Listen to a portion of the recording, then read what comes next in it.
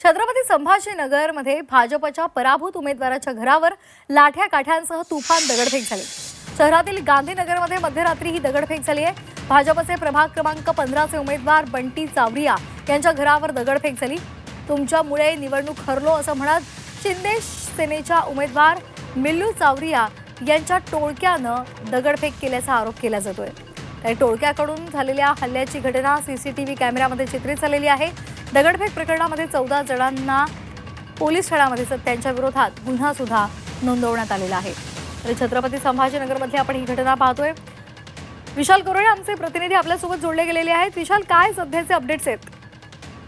आपण बघतोय की कशा पद्धतीने सीसीटीव्ही दृश्यामध्ये ही सगळी प्रचंड दगडफेक दिसते। गुलमंडी हा शिवसेनेचा गड होता, भाजपचा गड होता।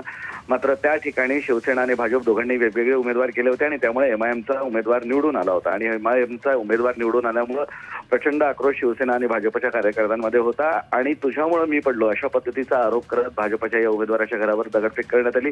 शिवसेनेच्या उमेदवाराने ही लाठ्याकाठ्याने हल्ला आणि दगडफेक केली अशा पद्धतीचा आरोप आहे। या संदर्भात आता पोलिसात गुन्हाही दाखल झालेला आहे आणि 14 जणांविरोधात संभाजीनगरच्या क्रांती चौक पोलीस ठाण्यात गुन्हा दाखल झालाय। मात्र निवडणुकानंतर पराभव आणि पराभवानंतरचे हे सगळे पडसाद आता छत्रपती संभाजीनगरमध्ये आपल्याला पाहायला मिळत आहेत। धन्यवाद विशाल दिलेल्या सविस्तर माहितीसाठी।